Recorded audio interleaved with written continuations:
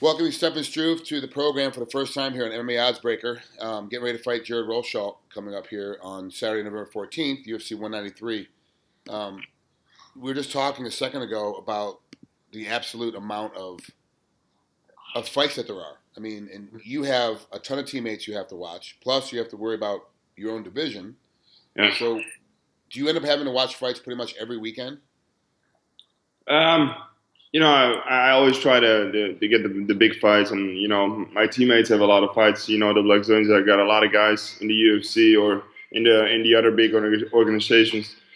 So yeah, it's definitely a lot, but I try to get all the fights that matter. So, you have a big move. You're in Florida right now. Obviously, Yeah. you're out there training with the Blackzilians. I saw some photos of you and Neil Melanson and some of the other guys from Blackzilians training. How long have you been down in Florida working out? Um, I've been here since February of this year. I've been to Holland a couple weeks this year to see my family, but for the rest, I've just been training here. So it's been amazing. Are you? Is that now a permanent move for you? Are you going to spend most of your training time now down at Blackzilians? I'm gonna spend all my training time here, unless I have to go back to Holland, but I don't see that happening. So I definitely this is my new home. So.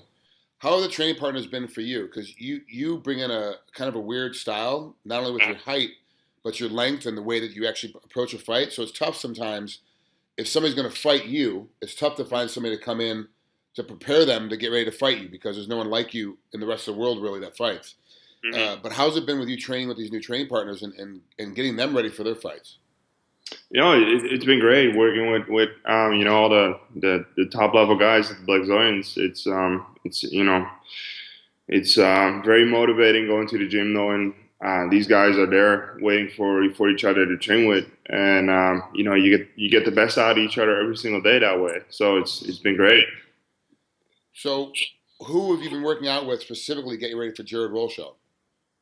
As you mentioned, Neil Melanson, I've been working a lot with Coach Neil, getting ready, doing a lot of wall work and groundwork, get ups, just wrestling defense, and that's been going fantastic. There's a couple big wrestlers I've been working a lot with, and then there's the big game, the big name guys that walk around, of course, like Anthony Johnson. I've been sparring a lot with. Tyron Spong is back on the MMA mats, sparring a lot with us. Thiago Silva, I got a ton of great training partners over there. So Was there a hard transition for you jumping into Black Zillions? I mean, other than jet lag. I mean, or did you show up right away and a couple days later you were in there full force and felt extremely comfortable? of course, Henry Hoof is one of the main coaches there, and his style is similar to what I'm used to. What I had back home in Holland. Henry and my coach from Holland have known each other for about 25 years. So that definitely helped with coming here and making the move. So You like America? yeah, I love it here. I love South Florida. It's great. The weather is always great. That definitely helps with training. Getting out of bed, feeling great. So There, is it? It's almost tough sometimes to train in South Florida because the weather's always nice. It's always good to be outside. You can always go to the beach, and then it's like, well, I've got to get punched in the head by Anthony Johnson. Do I really want to go to practice today, or do I want to go lay out on the beach? Do you find it sometimes like you're a human? Do you find it sometimes tough to get up and go, okay, I got to go to practice. I got to skip the shore today. now I'm just super motivated here to work with all the great coaches and the teammates, and it's a very motivating group of fighters. Everybody motivates each other. So it's definitely there's a lot of things you could do here besides fighting. But I got the weekend, I got my night off right today, so there's plenty of time for that. But definitely when you do have time to and you don't have to train, there's always an option. It's always there's always something to do. That's great. So, what kind of opponent is Jared Rosholt? I mean, you say you're motivated. You got all these great training partners. We all know that he's a wrestler. We've seen him. He's going to push on you and grind on you. But what else do you see that Jared brings to the table that makes him a dangerous heavyweight? Um, all like every heavyweight, he's got power. Every single heavyweight's got power. Simple as that. So you always got to look out for that. But when I fight my fight, he's not coming near me. He's not going to be able to put his hands on me, and that's exactly what's going to happen. He's going to try and get a hold of me, put me up against the fence. But we're working so hard on turning that around, getting away from there, not ending up there, and just use my reach, use my striking, and or counter his attack and end up on top, put him on his back, and just submit him. That's what in my head right now, and he's a really good wrestler. He's an elite wrestler, but he's not an elite fighter in my opinion, and he's not even close to the level of fighter I am. So that's how I see it. Is this fight a step down for you? I mean, you're ranked 14th, I guess, right now, or depending. But do you feel that this fight's kind of a step down for you because you could be breaking into the top 10 if you had a bigger named opponent? Yeah, but if I put down an impressive performance, I don't think that's going to be a big difference. The UFC gave me this fight. I don't look at it as a step down or a step up. He's 5-1 in the UFC too. So he hasn't fought anybody near as good as me though. So he's going to be 5-2 soon. Going back in time a little bit, of course, you lost to Mark Hunt, then you lost to Alistair Overeem, and he bounced back with a win over Nogueira. And you looked. I really thought you going in against Nogueira was going to be a tough challenge for you after 2 losses in a row. That I thought, yeah, you're going to put yourself where your back's against the wall, a little bit of panic. I got to win this fight to keep my job kind of situation. And you did very well in it. Like you really dominated very, very hard. Was it tough to get up for the fight after losing to Overeem?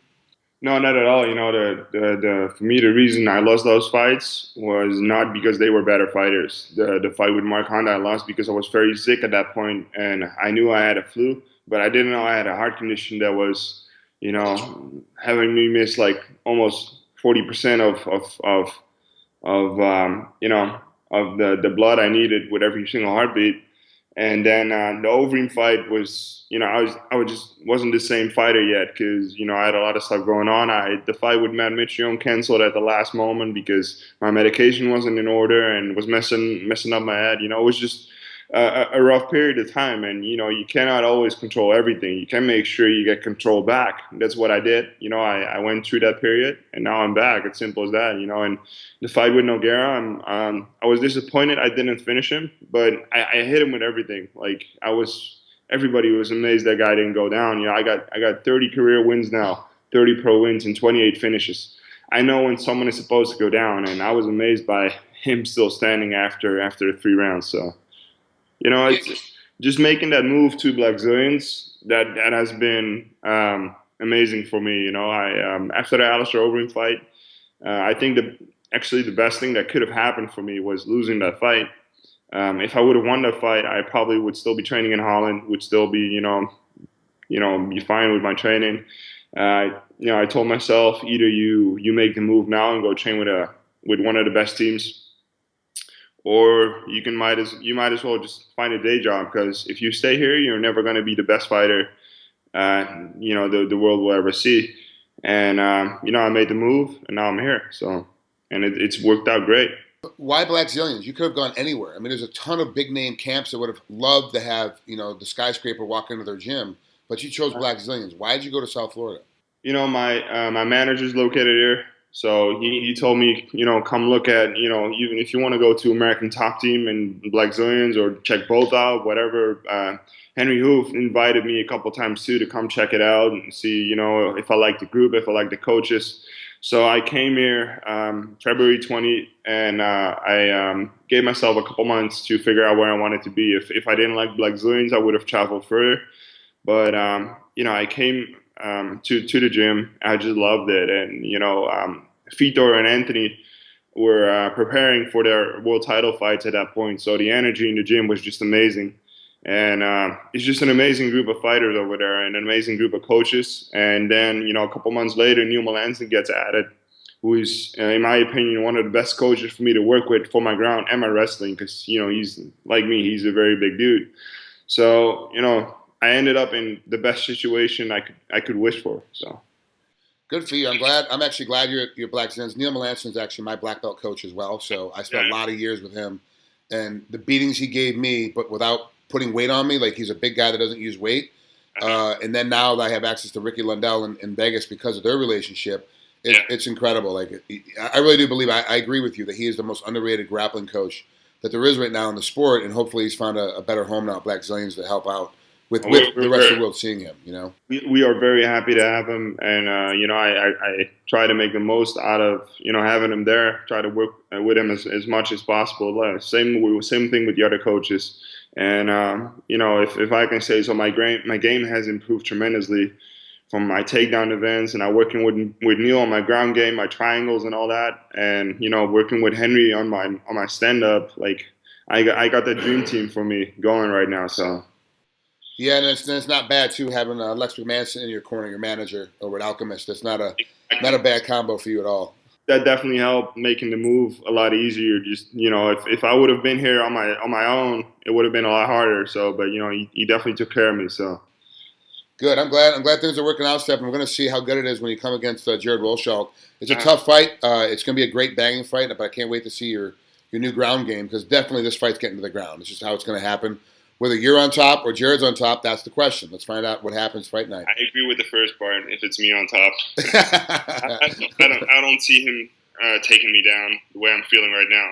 So, well, we'll see what happens. That's a bold prediction, especially against a guy like Jared. But with your length and your reach, and also with the guys you train with, it's very possible. A lot more than most guys that compete against him. You'll be able to get him down and end up on top of him. Uh-huh. Thanks, man. I really appreciate you coming on and spending some time with us here at MMA Oddsbreaker. Have a great rest of your training camp. We'll talk again soon. Thank you. Thanks for having me.